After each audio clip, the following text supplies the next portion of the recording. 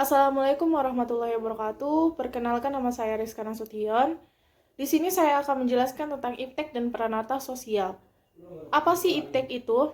Iptek adalah sesuatu hal yang digunakan oleh manusia yang dimana ini bisa memperbaiki dirinya atau malah memicu untuk merusak dirinya. Jadi yang mengimplementasikan iptek itu adalah manusia sendiri. Dan manusia itu sebagai penggunanya dan juga pengembangannya.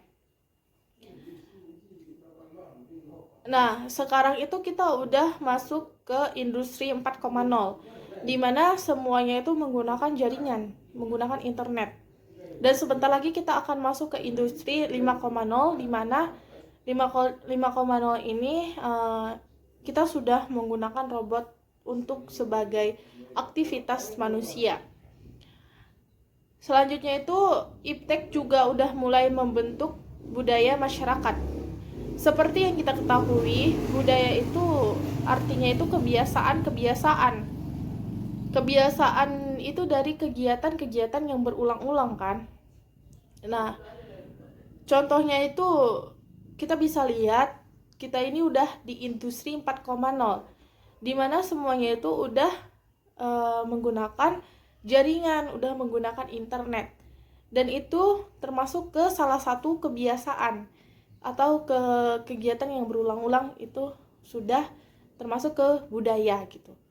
Nah, selanjutnya saya di sini akan menjelaskan tentang peranata sosial. Peranata itu artinya aturan. Peranata sosial itu artinya sebagai aturan dari iptek itu gitu. Jadi budaya itu pasti memiliki aturan. Nah, apa itu aturannya? Yang pertama itu ada peranata lembaga. Peranata lembaga ini adalah peranata yang gunanya untuk apabila ada perselisihan di antara masyarakat, itu pasti lembaga. Contohnya itu ya pengadilan agama misalnya, kepolisian juga. Dan yang kedua itu ada peranata keluarga. Peranata keluarga ini contohnya dalam keluarga itu yang pasti kepala keluarganya adalah ayahnya sendiri gitu kan, atau orang tua. Jadi apabila si anak ini melakukan kejahatan atau melakukan hal-hal yang gak wajar, jadi yang bakal nasehatin itu pasti orang tuanya gitu. Nah, selanjutnya itu ada peranata pendidikan.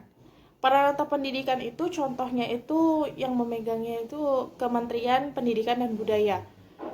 Seperti yang sedang kita lakukan hari ini itu termasuk ke peranata pendidikan. Peranata pendidikan. Kita menggunakan daring itu juga dari peraturan dari Kementerian Pendidikan dan Kebudayaan. Nah, selanjutnya itu ada peranata politik.